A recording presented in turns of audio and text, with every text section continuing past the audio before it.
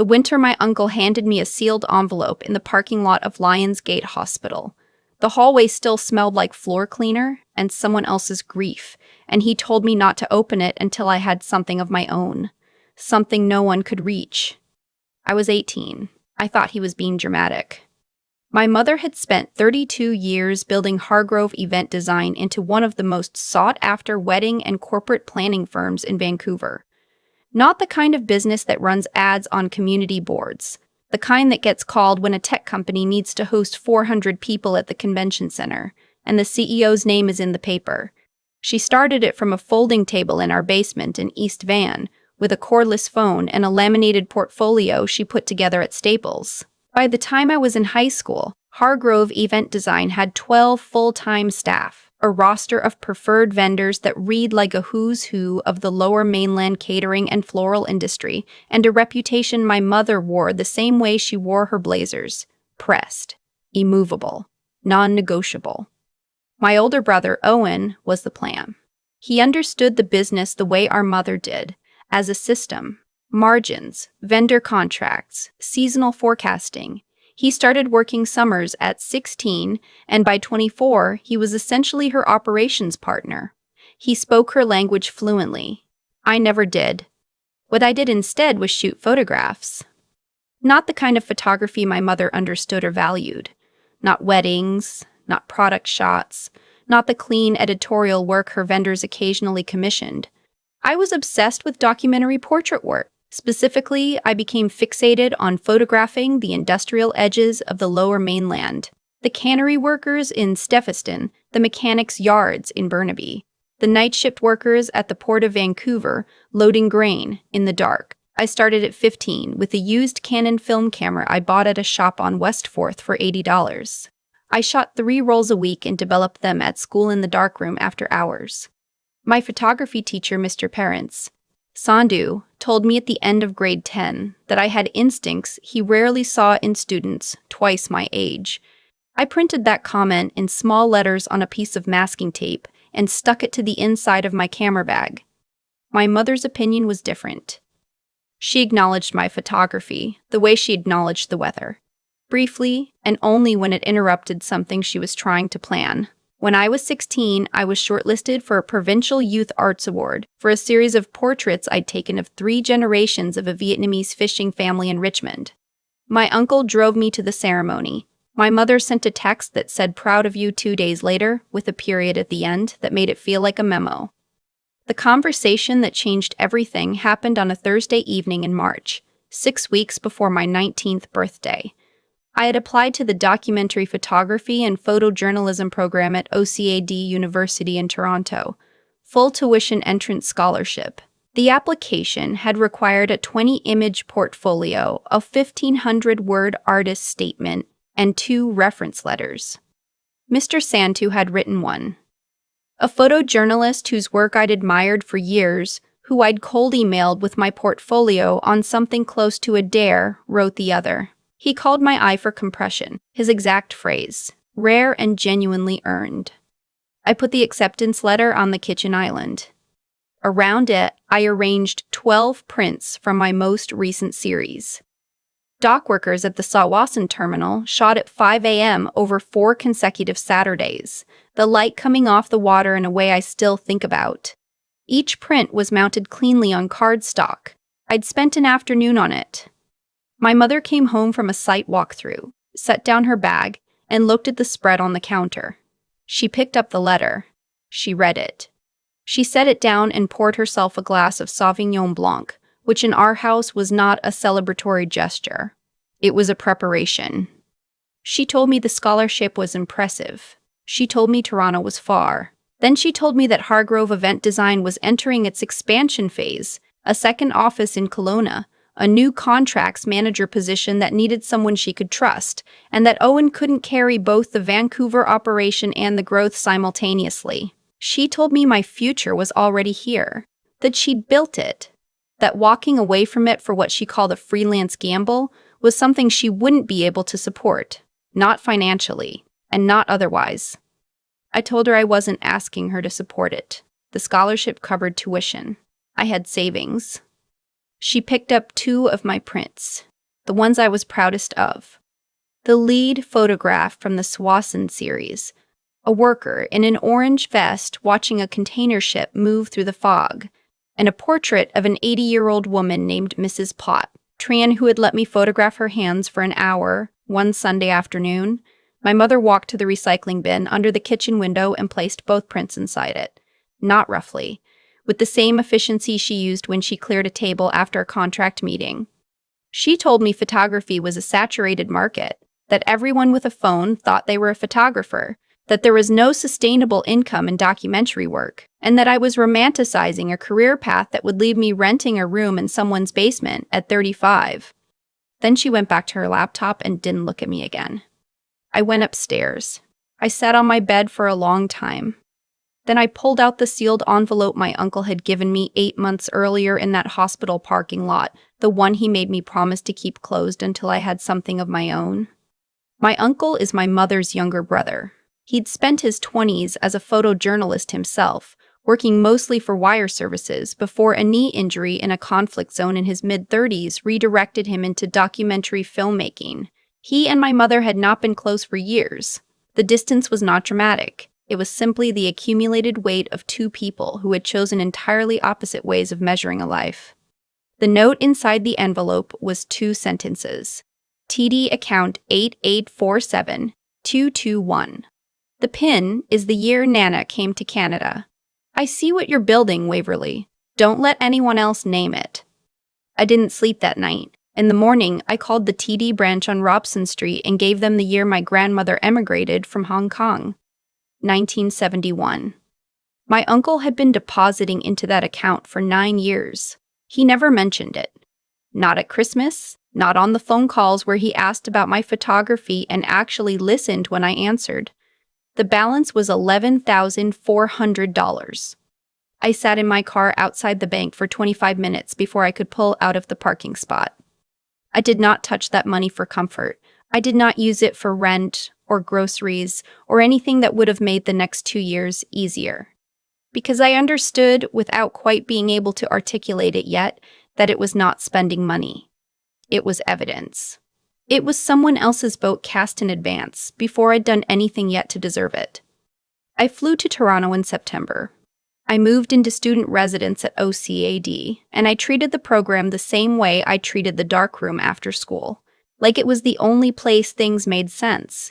My professors were rigorous in ways that cost me sleep, and occasionally my composure. I was grateful for every hard conversation. In my second year, I began photographing the Parkdale neighborhood on weekends, not with an assignment in mind.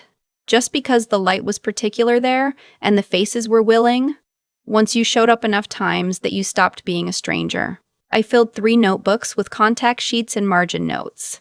I started to understand that the work I wanted to make was about economic invisibility specifically. The people who kept a city running that the city never stopped to photograph. I gave the project a name. Not my own name. A project doesn't need a founder, it needs a frame. I called it margin work, named for both the physical margins of the city I was documenting and the financial margins on which most of my subjects lived. By the end of my 3rd year, margin work had been accepted into a juried exhibition at Gallery TPW in Toronto. The show ran for 3 weeks. A photo editor from a national magazine attended the opening. She bought a print and asked for my contact information. 11 months later, a 6-page spread ran in the magazine's print edition with my work and a short profile. The editor used the word unflinching, which I looked at for a very long time. I did not call my mother when the article ran. Owen texted me a photo of the magazine page. He wrote, "This is incredible, Wav." And then he didn't say anything else, and neither did I. I graduated. I did not invite my mother or Owen to the ceremony. My uncle flew in from Montreal. We ate at a Portuguese chicken place on Dundas, and he ordered a bottle of wine that cost more than my first camera. And when I told him about the TD account and how long I'd sat in the parking lot, he said only, "I know you would have figured it out either way. I just wanted to make sure the timeline was yours." After graduation, I moved back to British Columbia, but not to Vancouver. I settled in Victoria. The scale of the city suited the work. small enough to know its own textures, large enough to have depth. I rented a studio on Herald Street in the old warehouse district for $900 a month, which was everything I had budgeted for it. I painted the walls a shade of off-white that took 4 coats to get right. I bought a used wide-format printer from a closing print shop in James Bay. I built a flat file storage system from a set of old plan drawers I found at an architectural salvage yard on Store Street and spent 2 weekends cleaning and refinishing. I hired my first assistant 14 months in. His name was Ben. He had just finished a photography degree at Soon and needed a placement that would let him learn production rather than just shoot. I paid him what I could. He was meticulous about color calibration, and he never once cut a corner on a print. He called the studio the church, not as a joke, but as a genuine description of how it felt to work there. And I took that seriously. By my 3rd year in Victoria, the studio had become something I hadn't quite planned. Beyond the commissioned editorial work, I had been quietly building a licensing archive, my documentary series, properly cataloged and keyed to editorial, commercial, and institutional use. A hospital foundation in Vancouver licensed a series for margin work for a fundraising campaign. A federal department used 3 images in a policy publication on urban labor. A publisher in Toronto licensed the Tazwasan series for a book cover. None of these were enormous individually. Together, they began to constitute a business model with actual recurring revenue, which surprised me, and then, when I thought about it clearly, didn't surprise me at all. I gave the studio a formal name for the licensing business, Tidewater Studio, named for the way the harbor light moved in Victoria, always shifting, never the same reading twice, but always present. My mother found out. The media world in Western Canada is not as large as it appears from the outside. Owen called me once, about 18 months after the magazine piece, to tell me she had seen a mention of Tidewater in a Vancouver arts publication. He said she called it, and I am repeating his words exactly, a nice side project. I thanked him for telling me and went back to the flat file I was sorting. 7 weeks ago, a woman named Renata walked into my studio on a Tuesday. She was wearing a dark wool coat and carrying a leather folder, and she introduced herself as the Director of Partnerships for a company called North Strand Media Group. North Strand produces branded documentary content for a portfolio of clients across Canada and the Pacific Northwest. Their work runs on streaming platforms and corporate communications at film festivals. Their creative director had recently told their acquisitions team that the one thing they could not find in their supplier network was a still photography partner whose archival work had genuine editorial depth, someone who could feed both their licensing needs and original commissioned projects. Renata set a letter of intent on my work table. North Strand was proposing a 3-year exclusive content partnership with Tidewater Studio. The initial contract was valued at $680,000. They wanted access to the full archive for licensing. They wanted original commissions on 4 projects per year. They wanted me to be visible, interviews, speaking engagements, the full version of the story. I read the terms twice. I asked Renata for 48 hours to review with my lawyer. She told me to take the week. She bought 2 prints on her way out. That evening, I was at my work table writing questions for my lawyer when my phone buzzed. Unknown number. Vancouver area code. I answered. My mother did not open with a greeting. She opened the way she opened vendor negotiations. Efficient. A little too composed for what the call actually was. She had heard about the North Strand offer. The creative industry in British Columbia talks to itself constantly. She told me she was calling because she had something to discuss. Hargrove Event Design had been through a difficult period. 2 of her anchor corporate clients had moved their events in-house post-pandemic and hadn't come back. Owen had been managing the operational strain, but the revenue picture was genuinely difficult. She was looking at her first sustained contraction in over a decade. Her proposal was direct. She wanted Tidewater Studio to come under the Hargrove umbrella as a creative subsidiary. She would provide the client infrastructure, the vendor relationships, her existing corporate contacts. In exchange, I would give Hargrove a 49% stake in Tidewater and relocate production to their Vancouver facility. She said it made sense. She said the Hargrove name still opened doors in the corporate event and hospitality space. She said family assets should be consolidated. She used the word synergy, which in 2026 requires a certain kind of courage to say out loud. I listened to the whole thing without interrupting. Then I told her I would think about it. I wasn't going to think about it. I already knew. But I needed a night to confirm that what I knew was coming from something settled rather than something old. The next morning, I drove out to the Saanich Peninsula and parked at a pull-off above the water, where I sometimes go when I need to think without my own work around me. I sat on the hood of my car and watched the light come across the street, and I thought about my uncle's handwriting on a note inside a sealed envelope. I thought about the year 1971 and my grandmother getting on a plane. I thought about Ben calling the studio the church without irony. I thought about a print of an orange-vested worker in the fog, pulled from a recycling bin after my mother went to bed that night, carried to Toronto in a cardboard portfolio tube, now hanging on the wall of the studio's main room where I can see it every morning when I unlock the door. I drove back. I called my lawyer. I signed the North Strand contract. I called my mother that afternoon. I told her I was declining the proposal. I told her I understood the business was in a difficult moment and that I genuinely hoped Hargrove stabilized. I had no interest in anything prolonged or unkind. And then I told her the truth. I told her that when I was 18, she took 2 of my photographs and put them in the recycling bin and told me I was walking away from a real future to chase a saturated market.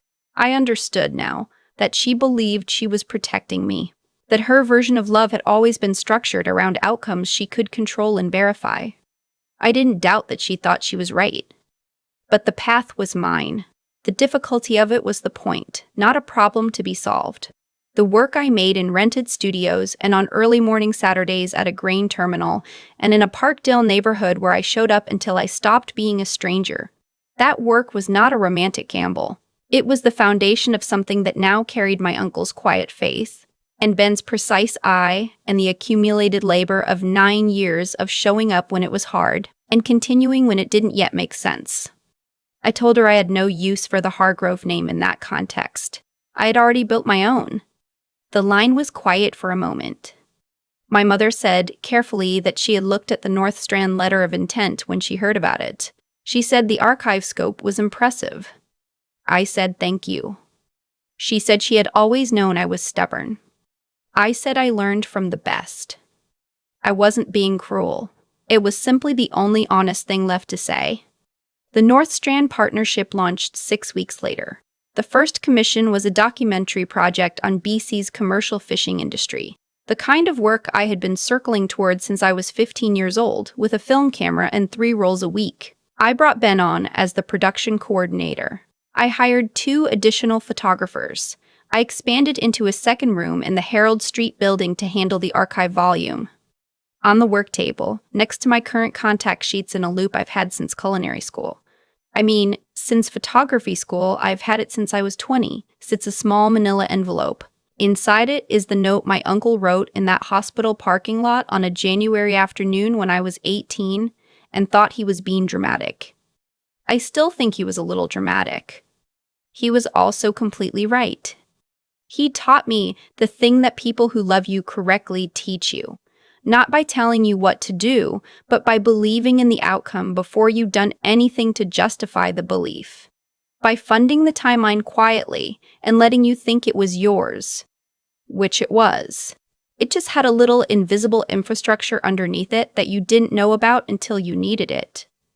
My mother built something extraordinary from nothing, and I will never stop meaning it when I say that. 32 years, 12 staff. Contracts with people whose names are in the paper, built from a folding table in an East Van basement with a Staples portfolio. But she confused the thing she built with the only way to build. She thought legacy meant inherit this.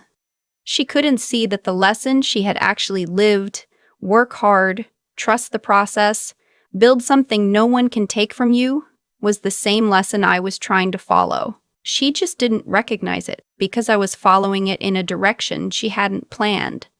The photographs she put in the recycling bin are on my wall now. Both of them. The worker in the orange vest and Mrs. Tran's hands.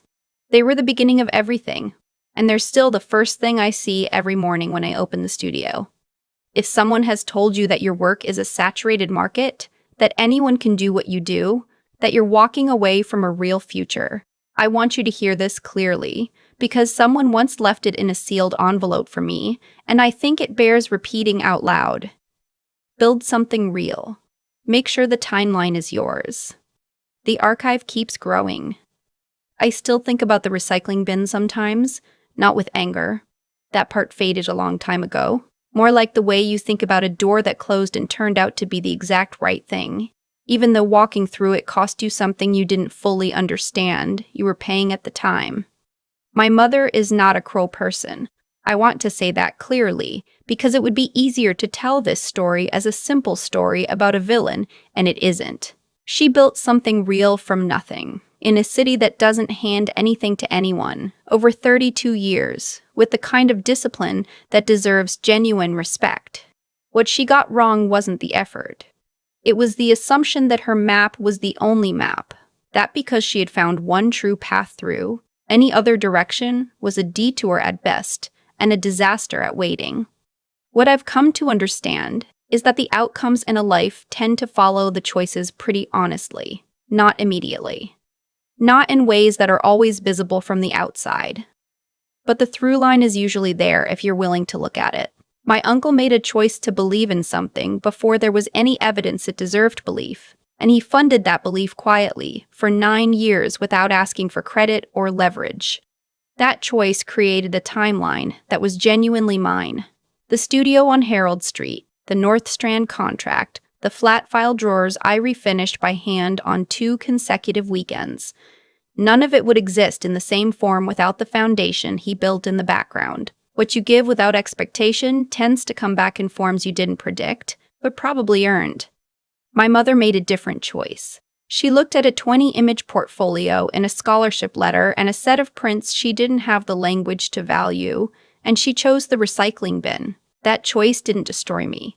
I want to be honest about that, because I think sometimes these stories flatten into pure damage and survival, and that's not quite right either.